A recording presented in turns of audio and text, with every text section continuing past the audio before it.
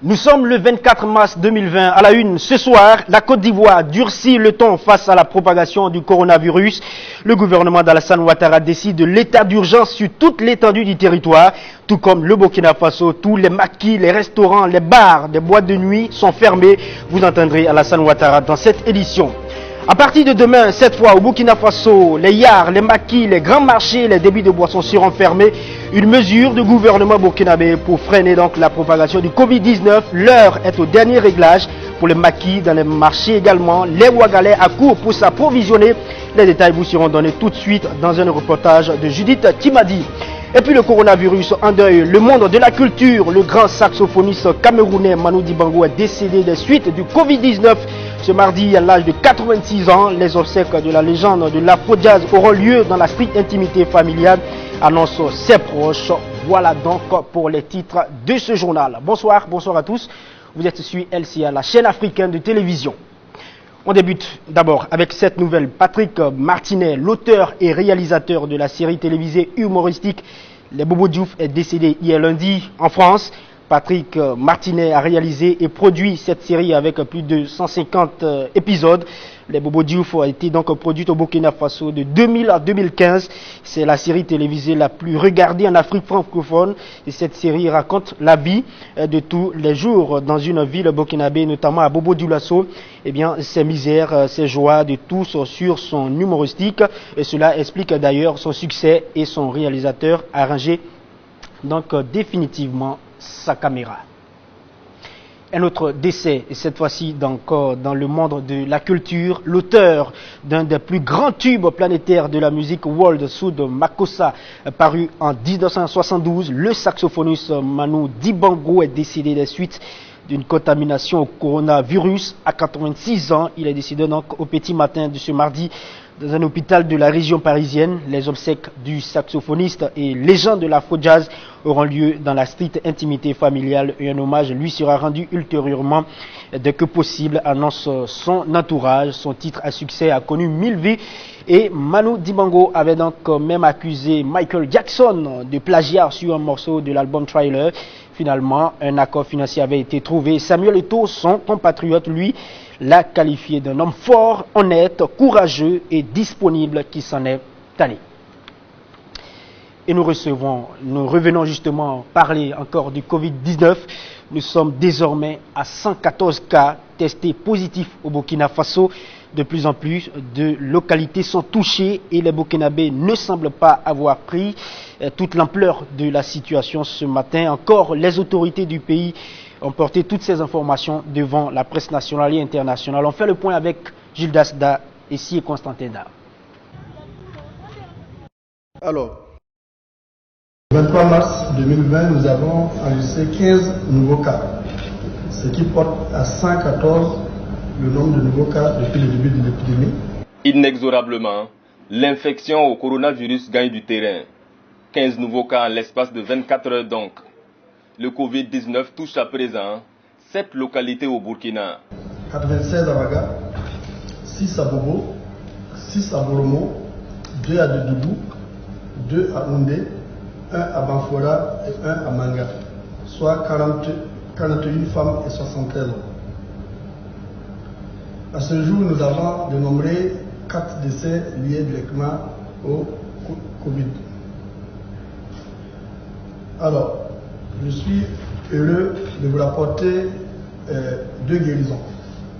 Il s'agit d'une femme, membre de l'équipe de prise en charge, et d'un homme de 26 ans, le patient de Bondé. Ceci porte le total des guérisons à 7 personnes. Mais alors que dans le monde, les lignes bougent à propos de l'utilisation de la chloroquine, qu'en est-il des mesures au Burkina? Je vous ai dit hier que pour le cas de la chloroquine, la réflexion était en cours. Et je vous ai dit tout de suite que nous étions également en train de réfléchir sur des essais cliniques concernant une autre molécule. Pour cette nouvelle molécule, il s'agit d'un traitement proposé par un groupe de praticiens burkinabés. En termes de masques de protection, les populations semblent un peu perdues. Et sur ce point, le professeur se veut, on ne peut plus précis. Alors, je vous ai dit tantôt que c'est les potions. Alors, il n'est même pas nécessaire de porter des masques quand on est en situation courante. La preuve c'est que, Excellence et moi, nous ne portons pas de masque. Il faut respecter donc une certaine distance, éviter la promiscuité. Mais sinon, même les masques tissus que vous pouvez faire fabriquer, je vois qu'il y en a qui ont des masques en tissu, peuvent être suffisants. Les masques à haute filtration, c'est ce que nous portons parce que nous sommes en situation opérationnelle et nous sommes en face de malades hautement contagieux. Vous ne pouvez pas être en situation de malades hautement contagieux. C'est des suspects. Et le professeur Ouedraogo d'en appeler aux gestes qui sauvent, à savoir se laver les mains, respecter une distance d'1 mètre et éviter les grands regroupements. En somme, respecter les consignes données par les agents de santé. Nous parlons toujours des actions sur le Covid-19. De plus en plus de personnes font état de difficultés à avoir le numéro 3535. Ce numéro est celui de l'équipe de riposte du Covid-19. À ce propos, le professeur Martial Ouedraogo, coordonnateur national de la réponse à l'épidémie de coronavirus, apporte des précisions. Écoutons-le ensemble.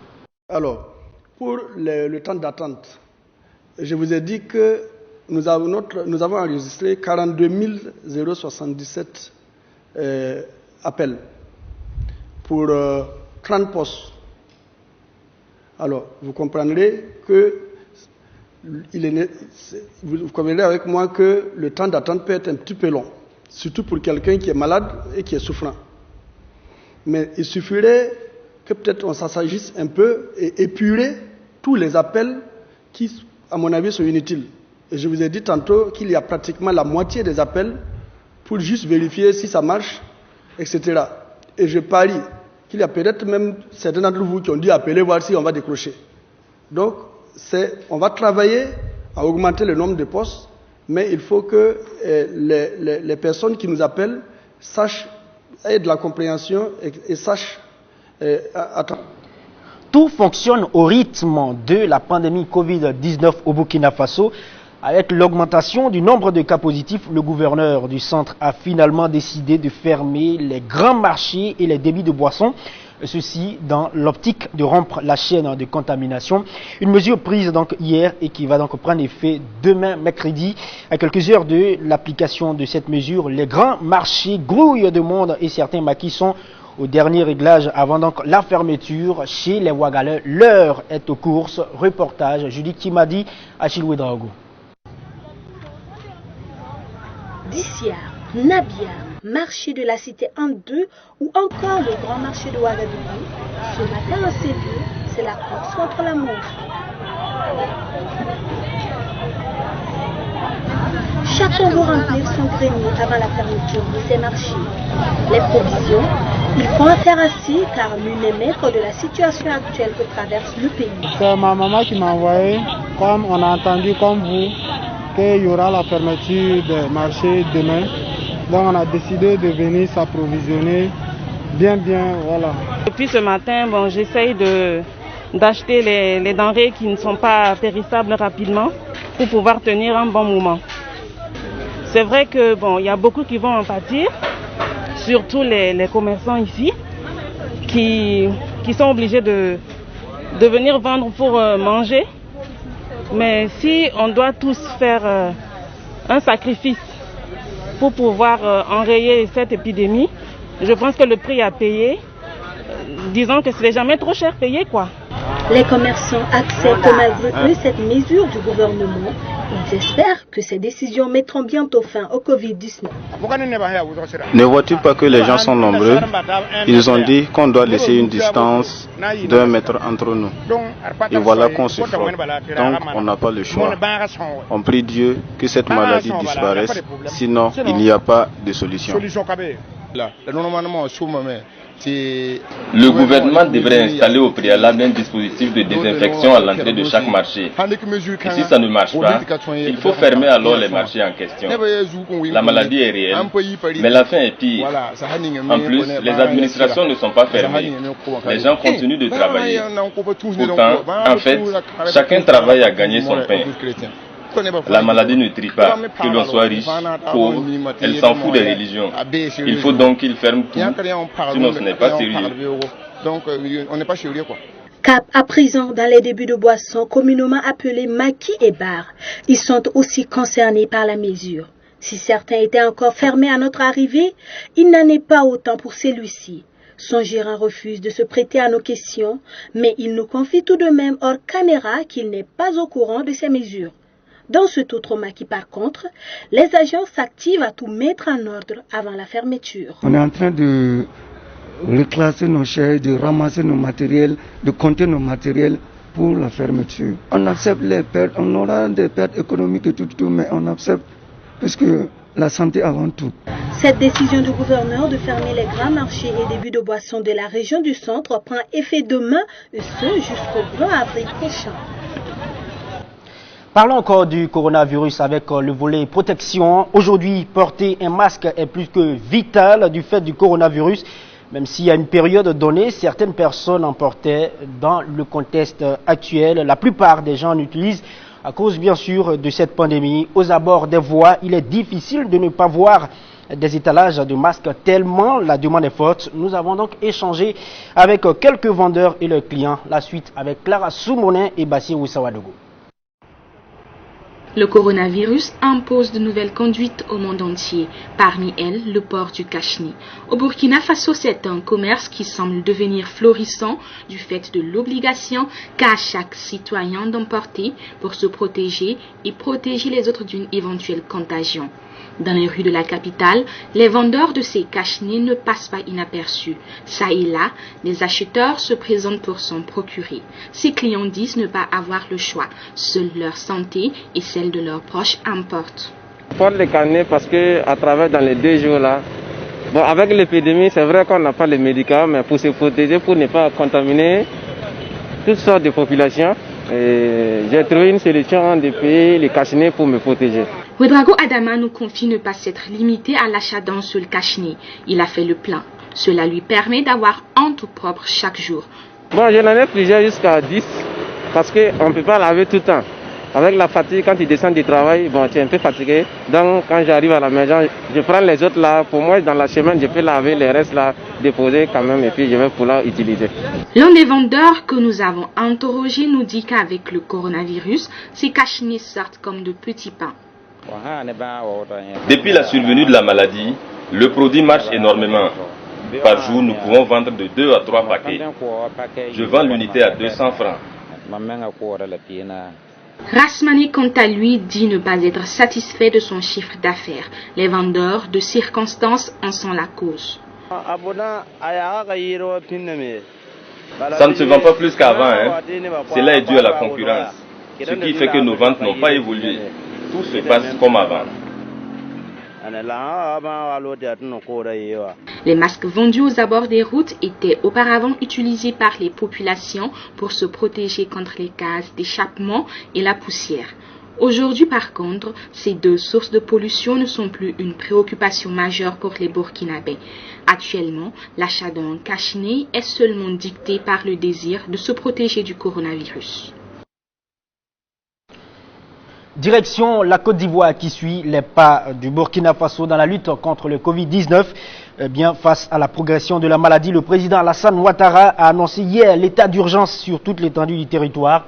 Au passage, 25 cas confirmés en Côte d'Ivoire et l'exécutif ivoirien a signé un autre décret pour renforcer les mesures préalablement adoptées. Au nombre de 8, désormais, on parle de couvre-feu de 21h à 5h du matin, la fermeture des maquis, des bars, des restaurants et autres susceptibles de drainer du monde. Je vous propose d'entendre le président ivoirien Alassane Ouattara.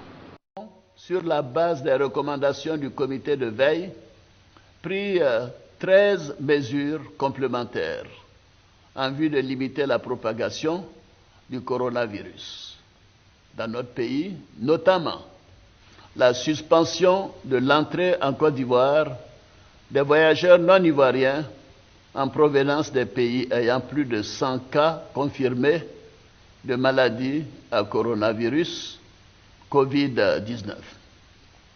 La mise en quarantaine des cas suspects et des contacts des malades dans les centres réquisitionnés par l'État.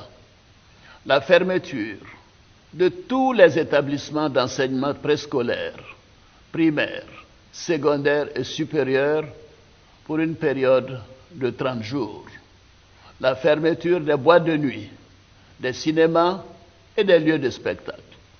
La gratuité totale du diagnostic et de la prise en charge de tous les cas suspects et confirmés de Covid-19. Ces mesures ont été complétées par la fermeture des frontières terrestres, maritimes et aériennes à tout trafic de personnes le dimanche 22 mars 2020 à minuit. Je déclare l'état d'urgence sur toute l'étendue du territoire national. Et tout comme Alassane Ouattara, Macky Sall, le président du Sénégal, a lui aussi donné un coup d'accélérateur dans la lutte contre cette pandémie. Au Sénégal également, il y a eu état d'urgence, il y a également couvre-feu, il est interdit tout cortège, défilé, rassemblement et manifestation sur la voie publique et la fermeture provisoire des lieux publics et lieux de réunion. Suivons ensemble le président sénégalais Macky Sall. En vertu de l'article 69 de la Constitution et de la loi 69-29 du 29 avril 1969, à compter de ce soir à minuit, je déclare l'état d'urgence sur l'ensemble du territoire national. Le gouvernement, les autorités administratives et l'ensemble des services de l'État concernés prendront toutes les dispositions nécessaires à l'application sans délai du décret sur l'état d'urgence. J'ordonne les forces de défense et de sécurité de se tenir prêtes en vue de l'exécution immédiate et stricte des mesures édictées sur l'étendue du territoire national. Conformément à la loi sur l'état d'urgence, ces mesures donneront en particulier aux autorités administratives compétentes le pouvoir de réglementer ou d'interdire la circulation des personnes, des véhicules ou des biens dans certains lieux et à certaines heures. D'interdire à titre général ou particulier tout cortège, défilé, rassemblement et manifestation sur la voie publique. D'ordonner la fermeture provisoire des lieux publics et lieux de réunion, d'interdire à titre général ou particulier les réunions publiques ou privées de quelque nature qu'elles soient susceptibles de provoquer ou d'entretenir le désordre. Ces mesures non exhaustives pourraient évoluer en fonction des circonstances.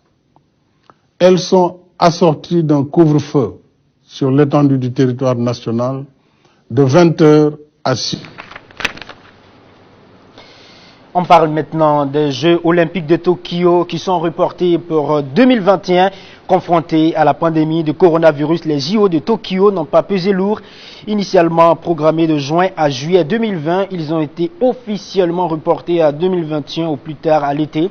Auparavant, seuls les deux conflits mondiaux du XXe siècle avaient entraîné le report technique et plus l'annulation des Jeux, dont la première édition moderne remonte à 1886.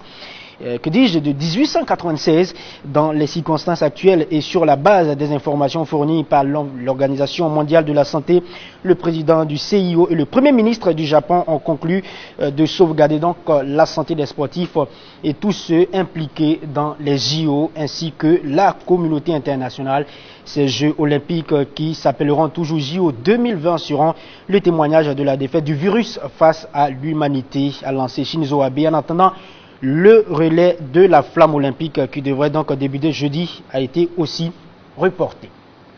On va donc terminer ce journal. Plus d'une soixantaine de migrants retrouvés morts dans un conteneur au Mozambique. Les autorités mozambicaines ont annoncé aujourd'hui même la découverte de 64 corps vraisemblablement asphyxiés dans un conteneur. Il s'agit de migrants éthiopiens qui espéraient rallier l'Afrique du Sud. Le conteneur provenait donc du Malawi. 14 personnes ont survécu à la tragédie. Le camion qui les transportait a été découvert à Musakama dans la province de Tété, dans le nord-ouest du Mozambique. La province partage une frontière avec le Malawi voisin. Nous avons intercepté 78 candidats à l'immigration illégale, tous de nationalité éthiopienne, parmi lesquels 64 morts par asphyxie à bord d'un camion. Ils se trouvaient donc à l'intérieur d'un conteneur qui partait bien sûr du Malawi, a déclaré donc à la presse Amelia Doreto, porte-parole des services d'immigration ATT. Ces propos ont été confirmés par une source hospitalière. Et voilà, c'est ici qu'on met un point final à ce journal. Merci de l'avoir suivi. Je serai avec vous encore demain pour d'autres actualités. Mais en attendant, prenez bien soin de vous et continuez toujours de suivre les programmes de LCA.